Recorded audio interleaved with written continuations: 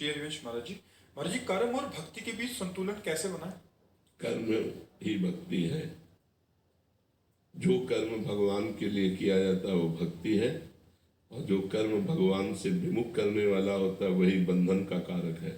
जैसे अपने पति से प्यार करना धर्म है, लेकिन पर पुरुषों की तरफ दृष्टि रखना अधर्म है। अपनी पत्नी से प्यार करना धर्म है, लेकिन पराई स्त्रियों की तरफ गंदी दृष्टि रखना अधर्म है। अपनी कमाई का धन धर्म है, दूसरे की कमाई का हड़पना अधर्म है। ऐसे हम जब देखते हैं तो जो कर्म धर्म युक्त है, जो कर्म भगवान की आज्ञा से किया जाता है वो भक्ति युक्त है, और जो कर्म भगवान से विमुख है अधर्म है वो भक्ति विमुख है। भक्ति युक्त और भक्ति विमुख, तो भक्ति विमुख कर्मों का त्याग कर दें और भक्ति युक्त कर्मों को करें। आपका क्या आंतरिक भाव है इस प्रश्न का? महाराज जी, ये है कि कर्म जैसे हम करते हैं तो उसी को हम भक्ति माने, या मतलब हाँ, वही कर्म भक्ति बन जाए। जैसे आप रसोई बना रहे हो, अपने लिए बना रहे हो तो केवल कर्म है, और भगवान के लिए बना रहे हो तो भक्ति हो गया। सुंदर भोग बनाया, भगवान को अर्पित किया, पा लिया, ये भक्ति हो गई।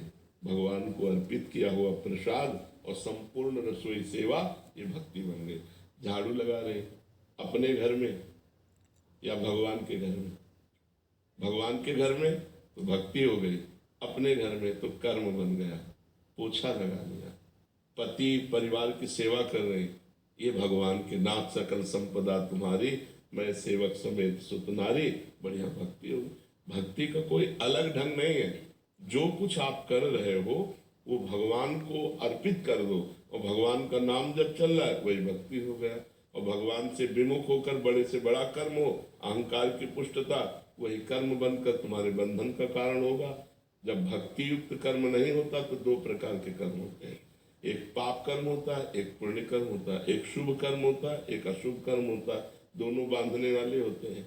मुक्त करने वाला भक्ति कर्म है। तो हम हर कार्य भगवान को अर्पित करें, हर कार्य भगवान के लिए करें। जैसे हमारा शौच स्नान भी भक्ति हो जाता है। अब हम जल्दी से शौच जा रहे हैं, स्नान करके इसके बाद भगवान को मंगला करनी है, नाम जप करना है, भगवान के लिए रसोई बनानी, भगवान के लिए कार्य, तो हमारा शौच स्नान भी भजन बन गया, क्योंकि हम भगवान के निमित्त कर रहे हैं। और अपने मनोरंजन के लिए नहाना और श्रृंगार करना वो कर्म बन गया, और वो भक्ति कर्म बन गया। तो समझ पा रहे हैं आप?